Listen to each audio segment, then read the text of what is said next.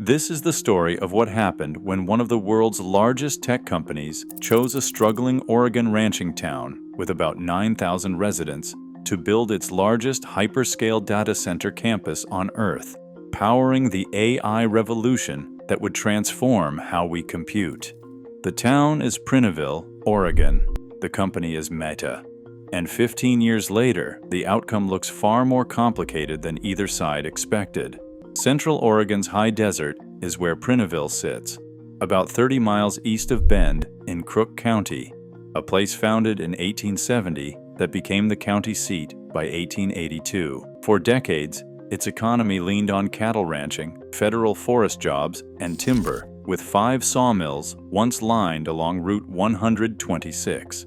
That foundation started to crack when Les Schwab Tire Centers, founded locally in 1952, and Long, the town's biggest employer, moved its corporate office to Bend and took roughly 320 jobs with it. That hit hard, while timber was already declining, and by the time the 2008 financial crisis arrived, unemployment in Crook County climbed to somewhere between 19 and 20%, the highest in Oregon.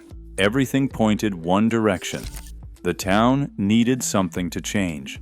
January of 2010 is when that shift began, because Facebook announced its first company-built data center and immediately broke ground, bringing the facility online by April 2011. The choice of Prineville came down to a few specific advantages that lined up at once. Dry desert air made free cooling possible by pulling outside air instead of relying on expensive chillers. Access to industrial electricity came through Pacific Power and the Bonneville Power Administration. Oregon offered no state sales tax, and a long-term Rural Enterprise Zone program promised up to 15 years of property tax abatements for companies willing to invest. That combination mattered. Facebook's first building covered 333,000 square feet, carried about 28 megawatts of power capacity, and by 2011, the company had already spent $210 million on the campus. The facility also became the birthplace of the Open Compute Project, Meta's initiative to redesign hyperscale infrastructure for maximum efficiency. Put that power use into context and it becomes clearer, because that single building at the time consumed nearly as much electricity as every home and business in Crook County combined, and what started as one structure quickly expanded into 2, then 3, then 5, then 11. By 2018, the campus had grown to 8 buildings totaling 3.2 million square feet and about $2 billion in investment. And by 2021, plans pushed that even further with a 10th and 11th building, each 450,000 square feet stacked vertically, bringing the total footprint to around 4.6 million square feet. Growth didn't stop there. Apple entered in February 2012, announcing its own data center across the road on 160 acres, eventually investing more than $1 billion, which meant that by the mid-2020s, Prineville had shifted from Oregon's unemployment capital to a hub for 2 of the largest tech infrastructure campuses in the American West. That shift raised a different question, and it centered on cost, because Prineville sits in a high desert where river water is not available for data center use under existing rights, with the Crooked River already fully allocated, unlike the more abundant Columbia River system that serves other Pacific Northwest facilities, which forced these facilities to draw from groundwater in the same aquifer used by the city's municipal wells. Numbers tell the story clearly. In 2014, Meta's wells used about 10.5 million gallons across the year, and by 2020, that figure reached 117.5 million gallons, more than an 11-fold increase in just 6 years, while the entire city uses around 600 million gallons annually for residents and businesses combined. Peak summer demand adds pressure. On those days, data centers account for roughly 10% of total water use. The basin itself does not offer much margin for error because the Crooked River Basin has faced chronic drought conditions.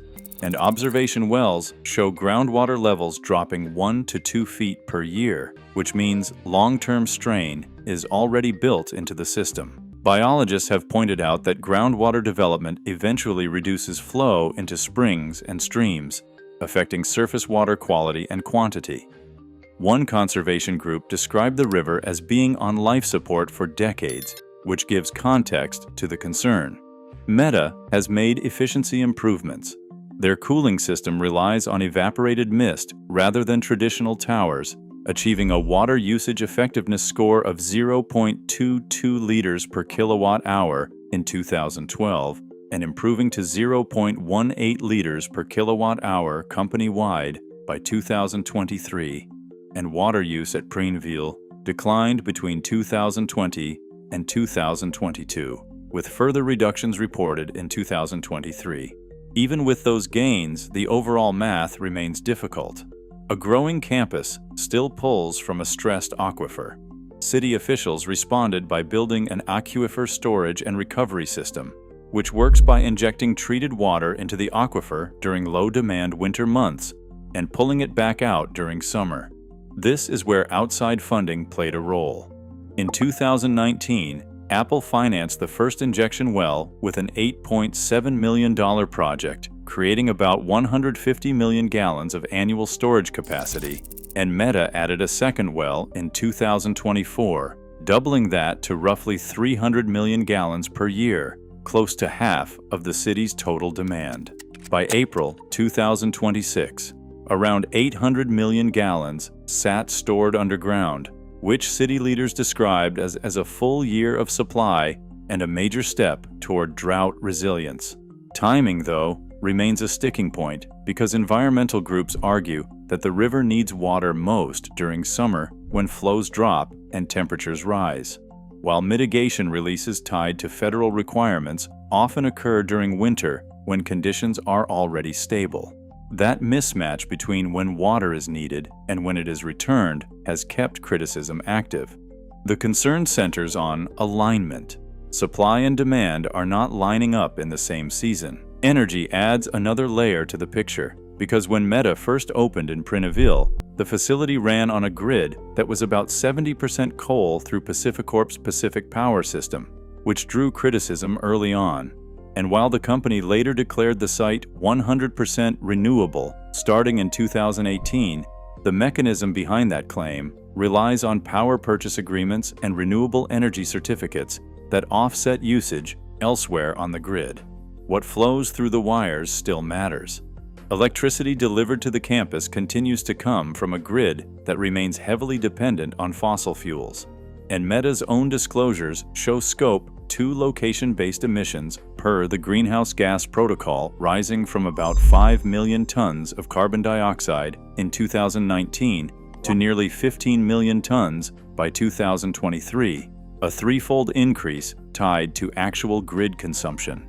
The scale becomes clearer with one number, because in 2023 the Prineville campus used 1,375,000 megawatt-hours of electricity, more than any other metadata center in the world, which equals the annual consumption of over 120,000 average American homes, all concentrated in a county with roughly 25,000 residents. That imbalance stands out. It also explains why newer AI-focused facilities under construction are shifting toward dry cooling designs, as these newer AI facilities require significantly more power per rack to run thousands of NVIDIA GPUs for machine learning workloads, suggesting that the evaporative approach used in Prineville may not match the heavier power and heat demands of AI-focused infrastructure. Current projections show Oregon data centers account for 11% of state power consumption and are expected to double by decade's end. Tax policy played a major role in attracting this investment. The long-term Rural Enterprise Zone program allowed up to 15 years of property tax abatements on qualifying projects, and those savings added up quickly. By 2017, Facebook's annual exemption in Prineville alone reached about $17 million, while Apple saved around $30 million since 2013. In return, Facebook contributed roughly $550,000 locally each year, a small fraction of what full taxation would have generated. Statewide numbers show the broader impact. In 2024, Oregon Public Schools lost nearly $275 million in property tax revenue due to abatements, more than double the losses from 2019, with data centers driving much of that growth. In Crook County specifically, foregone school revenue rose from $10 million in 2019 to about $29 million by 2024. Meta has provided over $2 million in grants to the local school district. The gap between grants and lost tax revenue remains wide. Policy sentiment has started to shift, and by October 2025, a state-backed analysis concluded Oregon would miss its 2035 greenhouse gas reduction target by 2 years, pointing directly to data center expansion as a major factor, which led Governor Tina Kotek to describe the current growth pattern as not sustainable. That stance turned into action. During the 2026 legislative session, lawmakers placed a 1-year moratorium on new data center tax breaks through the summer of 2027, while a data center advisory committee works on new policy. And House Bill 4084 now requires quarterly reporting of water and electricity use, with a public energy database expected by July 2027. The scale of these facilities continues to increase, and observers have pointed out that newer data centers focused on AI are expanding at an exponential rate, pulling more energy and more water than previous generations, which raises the stakes for every region considering similar projects. Prineville shows both sides clearly. When Meta arrived in 2010, unemployment hovered near 20%, and the town had few realistic paths forward after the decline of timber and the departure of major employers. The data centers brought construction work, permanent jobs with steady wages, infrastructure upgrades, and investments like Apple's water project and Meta's second injection well. That created a system that now stores roughly a year's supply of water underground. Those benefits are real.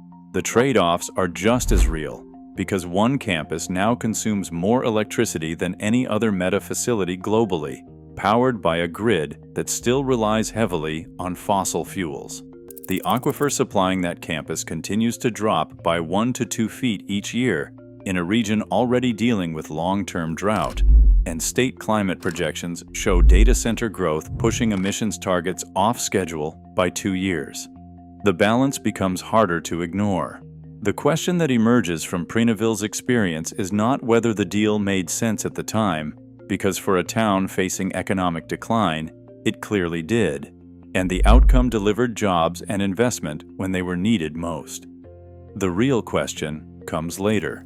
When water use, electricity demand, lost tax revenue, and carbon emissions are all counted together, how does that total compare to the benefits, and what does it mean for future commitments that are already slipping behind schedule? Prineville did not create the AI infrastructure boom. It simply arrived early, which means it is also the first place where the full consequences are becoming visible.